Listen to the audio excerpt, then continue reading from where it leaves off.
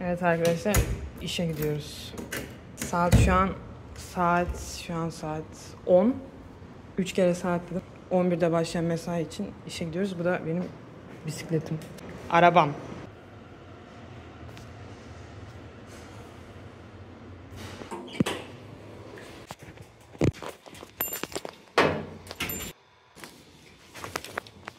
Bu arada bu daha önce bahsettiğim çöp atma kuralları.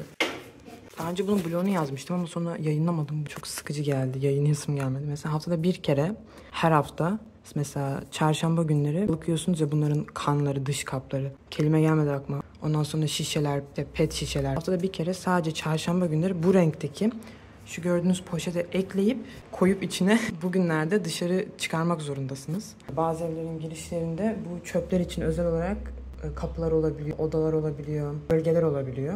Bazılarında olmuyor. Onlar da kaldırıma koyuyorlar. Zaten sistematik bir şekilde belirlenen günlerde o çöp arabaları geldiği için kaldırıma da koysalar onlar çok uzun süre kalmıyor. O kötü bir görüntü, pis bir şey olmuyor. Bu da mesela, bu da plastikler içinmiş mesela. Bu da haftada bir kere. Her hafta pazartesi günleri. Bu arada bunlar günler mesela burada bakın, mesela burada kalemle yazmış pazartesi gününü. Burada çıktı şeklinde yazmış. Çünkü bölgelere göre değişebiliyor. Plastik için benim binam pazartesi günleri çıkarıyormuş. Bazı yerler salı çıkarabiliyor diye düşünüyorum. Ama bu sabit sanırım çıktı olduğuna göre mantıken. Ama dediğim doğru diye, yani bölgeye göre ve şehre göre değişebiliyor. Plastikler için bu renk poşet kullanacaksınız. Altta da örnekleri var. Genelde bunları yıkayıp çöpe atmanız lazım. Geri dönüşümde kullanıldığı için mesela kahve şişesi diye getiriyorsunuz. Et şişe. Dibinde kahve tortusu bırakmadan yıkayıp çöpe öyle atmanız isteniyor. Ama ben restoranları çok gördüm. Bu kurallara çok uymayan çok fazla yer var. Başları belaya girmiyor anlaşılan. Devam ettiklerine göre veya o kadar da önemli değil mi acaba? Bu da mesela büyük çöp atacağınız zaman mesela bunun gibi, bisiklet gibi, mikrodalga. Ben valiz atmıştım daha önce. Çünkü Türkiye'den gelirken valizimin tekerleği kırılmıştı. Sonra havayolu şirketiyle iletişim kurdum ben. Bunu siz kırdınız. Valiz veya para iadesi gerekiyor. Bu sizin suçunuz. Tazminat gerekiyor gibisinden. Ama mail geldi. Bizim suçumuz değil. Bizim şirketle alakası yok diye, ama kesinlikle. Her neyse, büyük boyut çöpleri atmanız için belirli bir gün yok. Telefon etmeniz gerekiyor buradaki numaraya. Çöp odalarının da numaraları oluyor. Binamın çöp odasının numarası farklı. Yan binanınki farklı. Telefon ediyorsunuz. Ne atmak istediğinizi söylüyorsunuz. Kaç parça atmak istediğinizi söylüyorsunuz. Size kombinden bilet satın aldırıyorlar. Etiket gibi. Onu zaten atmak istediğiniz çöpün üzerine yapıştırıyorsunuz. Size bir numara veriyorlar. O numarayı o etiketin üzerine yazıyorsunuz. Ve belirtilen gün ve saatte valizi o şekilde dışarı, o bahsettiğim çöp odasının önüne koyuyorsunuz. Mesela benimki neydi? Pazartesi günü sabah 5 ile 8 arasında bir saatte çıkarın lütfen. Bu 2 saat arasında bir zaman diliminde çöp kamyonu gelecek, valizinizi alacak diye. Gerçekten hiçbir telefon etmeden valizi bıraksaydım eğer muhtemelen o orada kalırdı. Ve işte bina sahibi, bina sorumlusu veya şirket o kadar ihlali olduğu için başım belaya bile gidebilirdi. Fukuoka'da böyle var. Binamın önünde herhalde bir valizin 3 hafta durduğunu hatırlıyorum ama o dönem yaşadığım bina benim kötü değildi ama iyi de değildi. Herhalde normalde çok daha sert bir uyarı alınırdı. 3 hafta durmaz orada diye düşünüyordum. Durdu. Başı sonra belaya girdi mi bilmiyorum ama. Yanamayan çöpler cam gibi. Bu da mesela ayda 2 kere. 2. ve 4. haftanın perşembe günleri. Bu renk poşette. Not düşmüşler. Kesinlikle belirtilen poşetle atın diye. Bu da mesela yanan çöpler için. Bu da haftada 2 kere. Salı ve cuma günleri. Genelde bu çöp 5 ile 8 arasında geliyor ama bazen akşam üzeri döndüğümde hala içinde çöpler olmuş oluyor çöp odasının içinde. Herhalde kapısı açık olduğu, kilitli olmadığı, istediğiniz zaman atabiliyorsunuz çöpleri sanırım. Ben atıyorum. Siz kurallara uyun. Bu arada bu çok komik. Geçen bu uyarıyı gördüm. Ben buraya taşındığımdan beri, hadi Nisan ayından beri burada 2 defa okuma zahmetine girdim. Kısaca yani Fushinsha. Sumimasen. Watashi ikimasen. Chotto. Arigatou gozaimasu. Ohayou これちょっとビデオ撮るのでごめんなさい。そうそう出没してるから、子供さん女性をお気をつけください。はい、ありがとうございます。また見つかったら警察に通報してくださいって書いてある。ありがとうございます。外国人のために、私留学生で外国人のためにちょっと最近なんかビデオ撮るようになったので、それがいいよね。ちゃんと撮っとけば残るからね。乗る？乗ります。乗ります。どうぞ。ありがとうございます。じゃあ先行きますね。Az önce hanımefendinin çevirdiği gibi yani. Ben bunu tabii buraya taşındıktan 2 ay sonra öğrendim. Sumimasen dozo. Neyse artık gideyim. Ben herhalde işe geç kalıyorum bu arada. Saatim yok ama herhalde geç kalıyorum. Görüşürüz. Aslında biraz gürültülü bir yerde yaşıyorum galiba. Çok azıcık. Fukuoka'da yaşadığım yerde de şeydi. Ana yolun üstünde bir de Toyota gibi böyle büyük araba şirketlerinin satış bürolarının kenarında bir yerde yaşıyordum. Aralarında yaşıyordum daha doğrusu.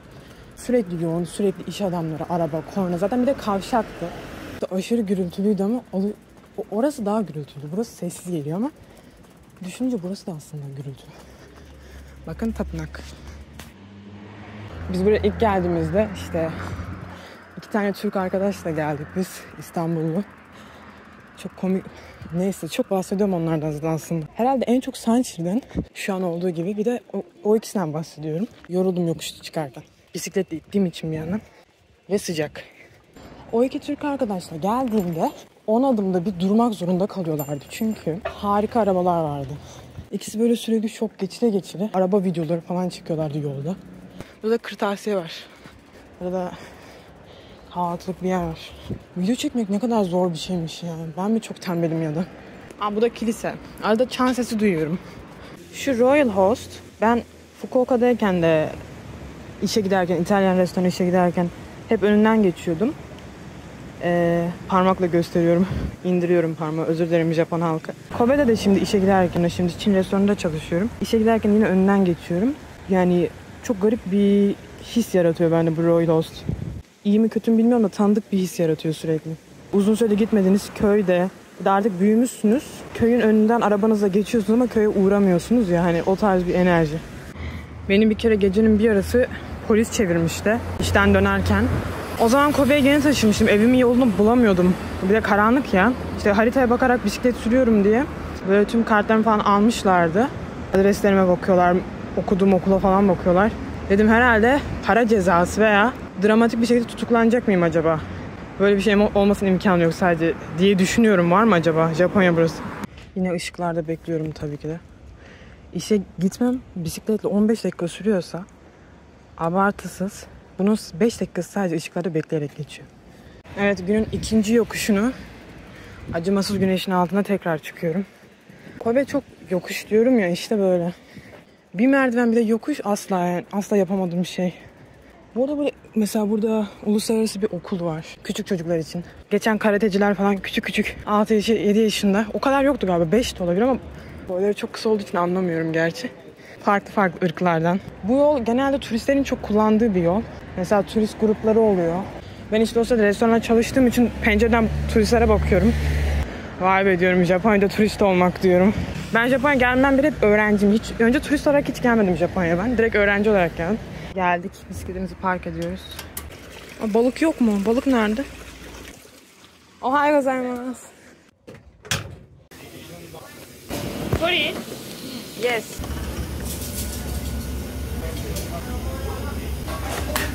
Kore? Yay. Video 撮ってんの？ご飯いただきます。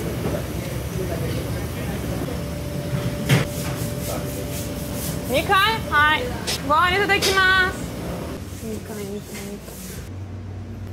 なあ、ミヤ、お疲れ。ソース忘れた。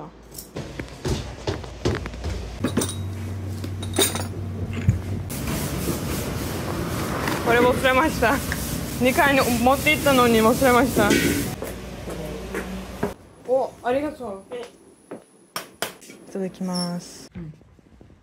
どんな感じ？テーマはなんか仕事の日、バイトの日だから朝からちょっとビデオ撮った。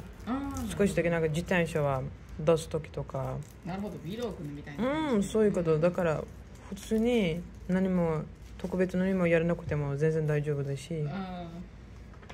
これ砂糖がない。砂糖がない？じゃあこれいいや。なあ。私ちょっとだけ砂糖が入れた方が好きでもどちらでも大丈夫です。美味しいです。まだ牛乳はちょっと少ない。コーヒーの方が多い。これ？うん。じゃあこれ×。ラムネ欲しい。ラムネ？突然ラムネ欲しくなりました。マジで。好きなラムネ。ラムネ何？あ、知ってるよ、絶対。ソーダみたいなの、すごく甘いの。炭酸入ってる、甘い。ちょっとレモンの味もしてるし。ラムネアイスとかもあるし、キャンディーも飴もあるし、絶対食べたことあるはず。Go çok komik çünkü bizim restoranın karşısında İma Torkoku'da tanıştık. Restoranın karşısında bir tane otel ne? Otel var da ilk defa düğüne şahit oluyor. Şu an sapık gibi ikimiz de telefonları çıkar Go'da burada çekiyor video. Çok komik ama çok harika ya. Ay arkadaşlar oteli görüyor musunuz? Şurayı görüyor musunuz arkadaşlar? Gökyüzünü, oteli falan çok farklı ya. Bazen her şey ekstra 3 boyutlu geliyor. Garip yani. Ay insanların videosunu çekiyorum. Rahatsız oldum birden. İyi ya. 6500円。15分です。はい。これどこ？1匹。Wow. İşten çıktım. どうする？これ待ってるのは誰？竹本さん。ナンバー？ああ。じゃあね、ナンバー。猫を見た。猫大使。大好き。大使。中国でどう？通りでも猫見えるの？いる。トルコでもそう、犬とか猫とか。トルコの方がいっぱい多く。あ、イスタンブールは。おお。有名なので私本当に行きたい。待って猫見てあっち。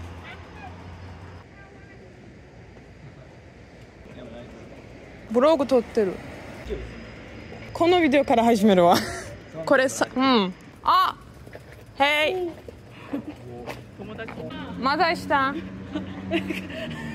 バカや。本当に。クソバカ。大丈夫。もう撮ってこれ。あ、いいよ私の電話の。難しい。やりたい。これちゃんと切れば本当に嬉しくなる。顔は見せないけど。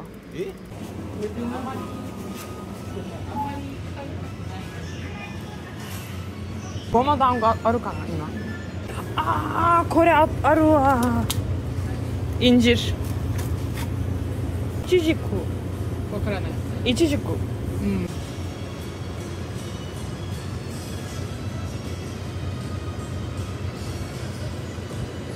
私これ好き。いや好きじゃない。いや福岡で中国人の友達からもらったんけれども、なんか味わからない。あんまりわかる？なんかどういう感じわからない。何これ？これも同じやつ。同じパッケージが良くなって綺麗でしょ。そうだから昔はこれなんだけど、なんだかちょっと下手くそ。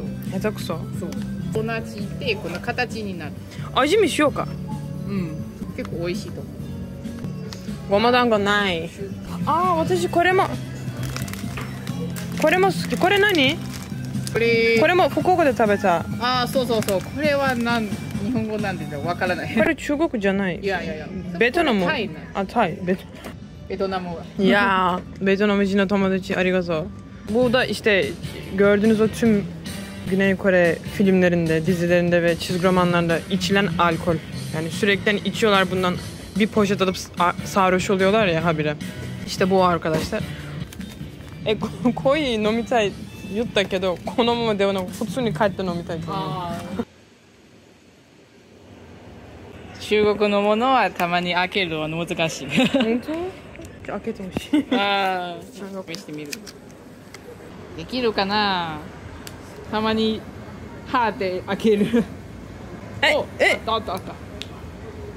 Yes.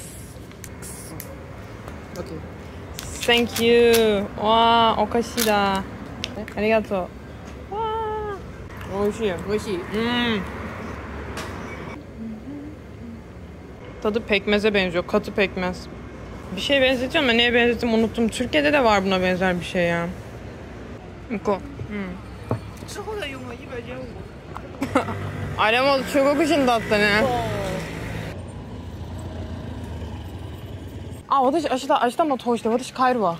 あ、ごめんね。大丈夫よ。ゆっくり休む。Yo, gomen. Arkadaşlar eve dönüyordum. Go'yla ayrıldık. Beni yine polis durdurdu. Ama benimle alakası yok. 10. ayın bilmem kaçıncı günü buradan geçtiniz mi diye sordu bu yoldan. Ne oldu? Cinayet mi oldu? Bilmek istemiyorum. Ama ilginçti ya. Birden polis durduruyor. Polis kimliğini gösteriyor. Yabancıyım. Allah Allah, hatırlamadığım bir suç mu işledim falan oldum. Çok garip.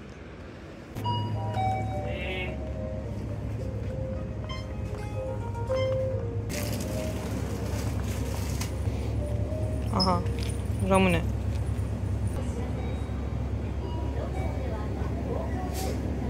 Manyak, aşırı lezzetli bir şey.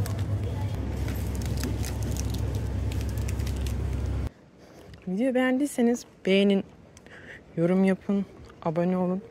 Çünkü bunlar beni mutlu eden şeyler. İletişim halinde oluyorum aslında. Ben de aslında bu şekilde... bakın. Tapınak.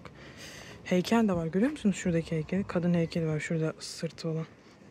Olabildiğince tapınaklara girmemeye başladım. Bunun da bir hikayesi var aslında ama. Bu şekilde umarım beğenmişsinizdir. Kendinize çok iyi bakın. Umarım Japonya bir gün hepiniz gelip görebilirsiniz.